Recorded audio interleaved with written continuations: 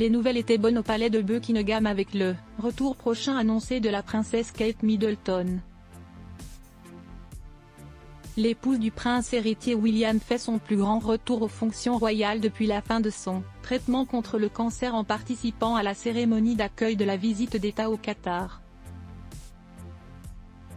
Une grande annonce ternie par une autre, sa belle-mère, la reine Camilla, ne sera pas présente pour des raisons de santé. La femme de Charles III a été contrainte de réduire sa participation lors de cette visite de 2 jours au Royaume-Uni, organisée par le roi à Londres.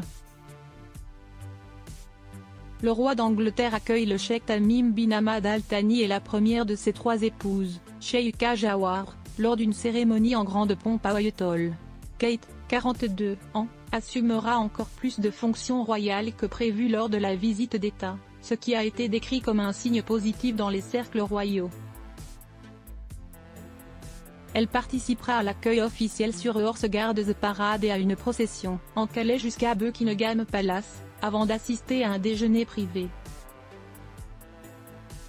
La mère de George, Charlotte et Louis restera pour voir une exposition d'objets qataris inestimables de la collection royale. Le seul aspect de la journée qu'elle manquera sera le brillant banquet d'État prévu le soir même. Les événements d'aujourd'hui marquent le début d'une semaine plus chargée pour Kate, qui accueillera, vendredi sa cérémonie annuelle de chant de Noël à l'abbaye de Westminster. Toutefois, pour Camilla Parker Bowles, les choses ne sont pas aussi fluides. La reine, dont la présence était prévue aujourd'hui pour l'accueil à Horse Guards Parade, ne sera finalement pas présente sur les conseils de son médecin. Elle souffre toujours des effets secondaires persistants d'une mauvaise infection virale de la poitrine. La souveraine, âgée de 77 ans, qui est tombée malade il y a un mois, se sentirait particulièrement fatiguée, mais elle participera au déjeuner au palais de Buckingham et à la plupart des éléments du banquet d'État ce soir. Pour ne pas s'épuiser, elle saluera les invités de marque et posera pour des photos avant de se retirer mais sera de retour pour le dîner.